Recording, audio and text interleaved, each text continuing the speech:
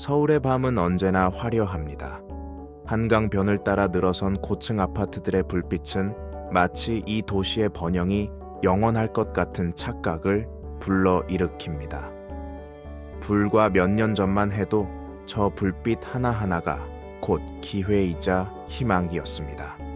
너도 나도 자산시장에 뛰어들었고 우리는 그것을 영혼까지 끌어모은다 하여 영끌, 빚을 내서 투자한다 하여 비투라고 불렀습니다. 하지만 2025년, 오늘 저 화려한 불빛 아래에는 무거운 침묵과 한숨이 깔려 있습니다. 유동성이라는 이름의 축제는 끝났고 이제 우리는 혹독한 청구서를 받아 들고 있습니다. 특히 대한민국의 미래를 책임져야 할 20대와 30대, 이른바 AMJ 세대가 그 청구서의 가장 무거운 짐을 짊어지고 벼랑 끝에 서 있습니다. 우리는 지난 몇 년간 전례 없는 자산 가격의 폭등을 목격했습니다. 제로 금리에 가까운 초저금리 시대, 돈의 값어치는 휴지 조각처럼 떨어졌고 부동산과 주식, 가상화폐의 가격은 천정부지로 치솟았습니다. 근로소득만으로는 도저히 따라잡을 수 없는 자산 격차 앞에서 청년들은 선택을 강요받았습니다. 지금 빚을 내서라도 이 열차에 탑승할 것인가? 아니면 영원히 벼락거지로 남을 것인가? 공포는 이성을 마비시켰고 수많은 2030세대들이 감당하기 힘든 레버리지를 일으켜 시장에 진입했습니다. 당시 전문가들은 패닉 바잉이라며 우려를 표했지만 시장은 보란듯이 더 높이 올라갔습니다. 상승장이 주는 달콤한 취기는 영원할 것만 같았습니다. 그러나 경제의 사이클은 비정합니다. 미국의 연방준비제도가 인플레이션을 잡기 위해 금리를 가파르게 올리기 시작하자 전 세계에 풀렸던 유동성은 썰물처럼 빠져나갔습니다. 한국은행 역시 기준금리 인상 대열에 합류할 수밖에 없었고 이는 곧 대출금리의 폭등으로 이어졌습니다. 연이 %대에 불과했던 주택담보대출 금리는 순식간에 2배, 3배로 뛰었습니다. 월급의 절반 이상을 원리금 상환에 쏟아붓고 나면 남는 것은 텅 빈 통장과 라면으로 끼니를 때워야 하는 현실뿐입니다. 자산 가격은 하락하고 이자 부담은 늘어나는 이중고, 즉 역의 자산 효과가 대한민국 청년층을 덮친 것입니다. 지금부터 우리는 단순히 투자를 잘못했다는 개인의 책임론을 넘어 대한민국 경제 시스템이 만들어낸 이 비극적인 구조를 파헤쳐 보려 합니다.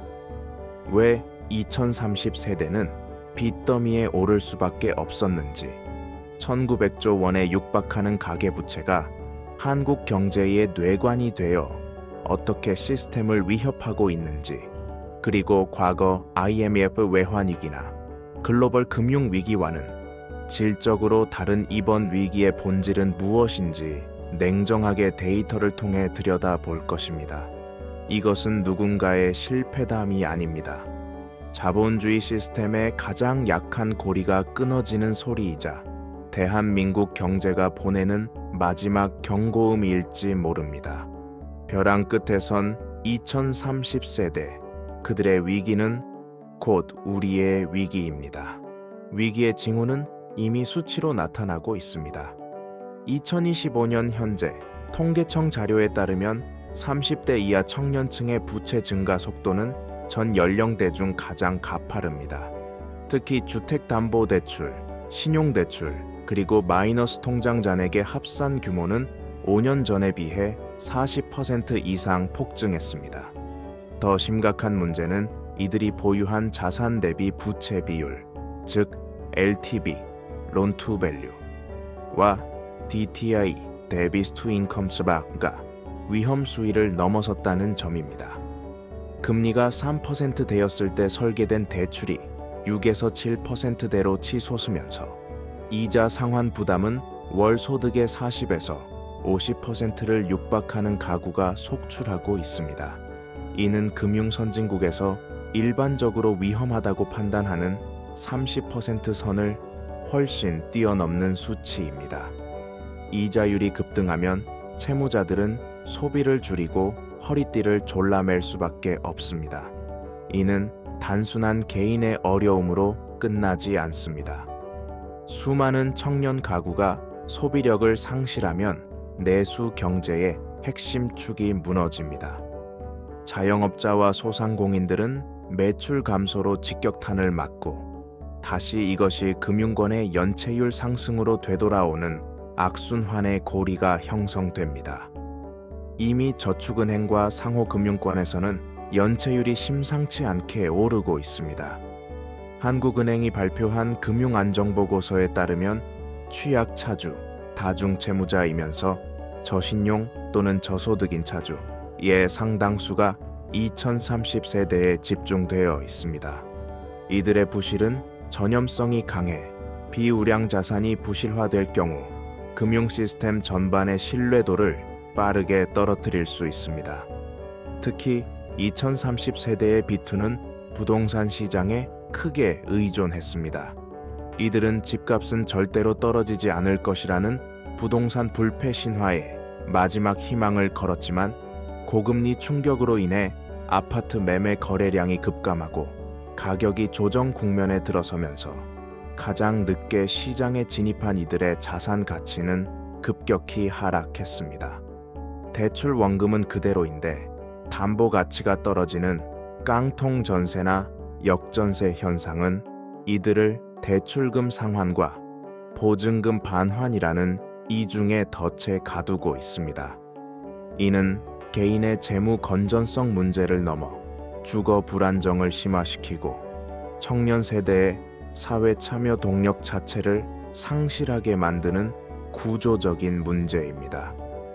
우리는 지금 단순한 경기 침체가 아닌 세대 간 부의 격차를 극단적으로 벌리는 자산 재편의 고통스러운 과정을 목격하고 있습니다. 이러한 징후들을 무시하고 개인이 감당해야 할 몫으로 치부한다면 그 결과는 사회 전체의 붕괴로 이어질 수 있습니다. 그렇다면 이 경제 충격은 정확히 어떤 원리로 2030세대의 목을 조르고 있는 것일까요? 작동 원리의 핵심은 레버리지의 양날의 검과 유동성 회수에 있습니다. 레버리지, 즉 빚을 내는 행위는 자산 가격 상승기에는 수익을 극대화하는 마법의 도구였지만 금리가 상승하고 자산 가격이 하락하는 변곡점에서는 손실을 기하급수적으로 증폭시키는 부메랑이 됩니다. 예를 들어 1억 원의 자본금에 4억 원을 대출받아 5억 원짜리 아파트를 샀다고 가정해 봅시다. 집값이 10% 상승하면 자산은 5억 5천만 원이 되어 5천만 원의 수익, 50% 수익률을 얻습니다. 하지만 집값이 10% 하락하면 자산은 4억 5천만 원이 되고 원금 1억 원은 절반인 5천만 원으로 줄어들게 됩니다. 여기에 이자 비용이 추가됩니다. 과거 저금리 환경에서는 연 이자율이 25% 이자율로 4억 원을 빌리면 월 이자가 약 83만 원 정도였습니다. 그러나 금리가 65%로 상승하면 월 이자는 216만 원으로 3배 가까이 폭등합니다. 이 상승한 이자 부담은 고스란히 가계의 현금 흐름을 압박하며 원리금 상환 부담이 소득을 초과하는 소득 대비 부채, 상환 비율, DSR를 위험 수준으로 끌어올립니다. 이자 지출이 늘어나면 소비가 줄고 소비가 줄면 기업의 이익이 감소하며 고용이 위축됩니다. 결국 청년층은 이자 폭탄을 맞고 동시에 고용 불안정까지 겪는 총체적 난국에 빠지게 됩니다. 더 큰 문제는 글로벌 유동성 회수 과정입니다. 팬데믹 기간 동안 미국을 포함한 전 세계 중앙은행은 양적 완화, QE를 통해 시장에 엄청난 달러를 공급했습니다. 이 달러는 신흥국으로 흘러들어와 자산 가격을 밀어 올렸습니다. 하지만 인플레이션이 폭발하자 연준은 양적 긴축 QT과 가파른 기준금리 인상으로 달러를 본국으로 회수하기 시작했습니다. 한국과 같은 신흥국에서는 자본 유출 압력이 커지고 환율이 급등, 단자 텍스트 KRWW, USD 하방합니다. 환율이 오르면 수입 물가가 치솟아 다시 국내 인플레이션을 자극합니다. 한국은행은 자본 유출을 막고 물가를 잡기 위해 어쩔 수 없이 금리를 따라 올려야 했고, 이 결정이 바로 한국 내 가계대출 금리 폭등으로 직결된 것입니다. 즉, 2030 세대가 짊어진 고통은 개인의 판단 착오뿐만 아니라 글로벌 인플레이션과 달러 패권의 움직임이 만들어낸 시스템적인 충격인 것입니다. 이 충격은 부채를 가진 모든 이들을 향하고 있지만 특히 고액의 빚을 진 청년층에게 가장 치명적인 형태로 작용하고 있습니다. 현재 한국의 상황은 과거 여러 국가들이 겪었던 금융위기와 놀랍도록 유사한 패턴을 보이고 있습니다. 1997년 외환위기 IMF 사태. 당시 한국은 단기 외채와 기업 부채가 문제였지만 현재는 가계 부채가 핵심입니다. 하지만 부채가 시스템을 무너뜨리는 방식은 본질적으로 같습니다. 더 직접적인 비교 사례는 유럽의 유로존 위기에서 찾아볼 수 있습니다. 2008년 글로벌 금융위기 이후 유동성에 취해 과도한 부채를 쌓았던 남유럽 국가, 특히 그리스가 대표적입니다.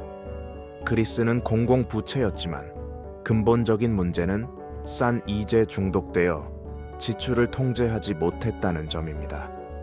금리 인상과 유동성 회수가 시작되자 그리스는 국가 신용 등급이 추락하고 자본이 급격히 유출되면서 결국 국가 디폴트 채무, 불이행 위기에 직면했습니다. 개인의 비투 실패를 국가 단위로 확장한 사례는 아르헨티나에서도 발견됩니다. 아르헨티나는 수십 년간 포퓰리즘 정책과 과도한 정부 지출로 만성적인 인플레이션과 통화 가치 하락을 겪었습니다. 국민들은 자국 통화 페소의 가치 하락을 피하기 위해 달러나 부동산 등 자산에 필사적으로 투자했고, 이는 한국의 2030 세대가 화폐 가치 하락을 피해 빚을 내서 자산에 뛰어든 심리와 매우 흡사합니다. 아르헨티나는 결국 주기적인 부채 위기와 통화 가치 폭락을 겪으며 국민들의 부모조리 사라지는 결과를 낳았습니다. 또 다른 주목할 사례는 터키입니다. 터키는 만성적인 고물가에도 불구하고 에르도안 대통령의 비정통적인 통화 정책으로 금리를 낮게 유지했습니다. 이는 리라화의 폭락과 외화 부채를 가진 기업들의 연쇄 부실을 초래했습니다. 한국은 터키만큼 통화 정책이 극단적이지는 않지만 대외적으로는 원화의 약세 압력이 높아지고 있고 대내적으로는 금리 인상으로 취약해진 가계 부채가 금융 시스템을 공격하고 있다는 점에서 터키의 초인플레이션 위기 초기 모습과 겹쳐 보이는 부분이 있습니다. 이들 사례가 주는 교훈은 명확합니다. 정부와 중앙은행의 능력을 초과하는 수준으로 빚이 쌓이면 그 고통은 가장 약한 고리부터 시작되어 결국 사회 전체의 신뢰를 붕괴시킨다는 것입니다. 우리는 이 역사적 교훈을 심각하게 받아들여야 합니다. 이러한 글로벌 충격이 한국 경제에 미치는 영향은 단순히 가계의 재정 악화를 넘어섭니다. 가장 치명적인 영향은 저성장의 고착화입니다. 가계부채 상환에 대부분의 소득을 쏟아부어야 하는 2030 세대가 늘어날수록 잠재 성장률은 하락할 수밖에 없습니다. 소비가 위축되면 기업의 투자가 줄고 기술 혁신 동력마저 잃게 됩니다. 과거 고도 성장기에는 빚을 내더라도 미래 소득이 이를 상쇄해 줄 것이라는 기대감이 있었지만 현재는 고금리와 저성장이 결합된 최악의 환경입니다. 특히 부동산 시장의 급격한 침체는 금융 시스템 전반의 건전성을 위협합니다. 부동산 프로젝트 파이낸싱, GFPF. 부실 문제가 지방 건설사를 시작으로 제2도 금융권, 그리고 주택금융공사와 같은 공공기관까지 전이될 가능성이 높아지고 있습니다. 부동산 가격 하락이 금융기관의 부실 대출 규모를 키우고 금융기관이 다시 대출 문턱을 높이는 신용경색 현상이 발생하면 실물 경제는 더욱 빠르게 냉각됩니다. 2030세대의 대출 상당수가 주택과 직결되어 있다는 점에서 이들의 부실은 금융위기의 반가쇠가 될 수 있습니다. 은행은 대규모 손실을 피하기 위해 담보물 주택을 경매로 넘기기 시작할 것이고, 이는 다시 주택 가격을 하락시켜 비투 청년들의 고통을 가중시키는 파국적 루프에 빠지게 됩니다. 더 나아가 청년층의 경제적 절망은 사회적 비용으로 환산됩니다. 결혼, 출산, 주택 마련 등 생애 주기의 중요한 결정이 연기되거나 포기되면서 이미 심각한 수준인 대한민국의 인구 절벽 문제를 더욱 가속화합니다. 부채에 짓눌린 청년들은 미래를 설계할 여유를 잃고, 이는 장기적으로 생산성 하락과 국가 경쟁력 약화로 이어집니다. 즉, 2030세대의 부채 위기는 단순한 개인의 경제 문제가 아니라 대한민국의 지속 가능한 성장 가능성 자체를 좀먹는 국가 위기 시그널로 해석해야 합니다. 한국 경제는 지금 젊은 세대의 미래를 담보로 쌓아 올린 빚의 탑 위에 서 있는 셈입니다. 이 탑이 무너지기 시작하면 그 충격은 상상 이상일 것입니다. 이처럼 심각한 2030세대의 부채 위기에 대해 정부와 중앙은행은 어떤 대응을 내놓고 있을까요? 한국은행 BOK은 인플레이션 억제와 금융 안정을 최우선 과제로 삼고 있습니다. 기준금리 인상 사이클이 종료되었거나 일시적으로 멈췄더라도 인플레이션 위험이 상존하는 한 급격한 금리 인하는 어렵습니다. 중앙은행의 딜레마는 명확합니다. 금리를 내리면 가계 부채의 이자 부담은 줄어들지만 다시 유동성이 풀려 부동산 가격이 폭등하고 환율이 불안정해질 위험이 있습니다. 정부는 주로 미시적인 영역에서 대응책을 내놓고 있습니다. 핵심은 DG 연착륙 유도입니다. 첫째, 주택담보대출 상환의 유연성을 높여주는 금리 조정형 대출 상품 전환을 유도하고 있습니다. 고정금리 대출로 전환하거나 일시적으로 원금 상환을 유예해주는 프로그램을 통해 당장 파산하는 가구를 줄이려 노력하고 있습니다. 둘째, 취약 차주를 위한 채무 조정 프로그램, 즉 신용회복 지원 제도를 확대하고 있습니다. 신속 채무 조정을 통해 이자율을 감면하거나 상환 기간을 늘려주는 방식입니다. 그러나 이러한 대응은 근본적인 해결책이 되지 못한다는 비판이 많습니다. 정부의 대응은 일종의 진통제일 뿐 부채의 총량과 자산 가격의 조정이라는 구조적인 문제를 건드리지 못하고 있습니다.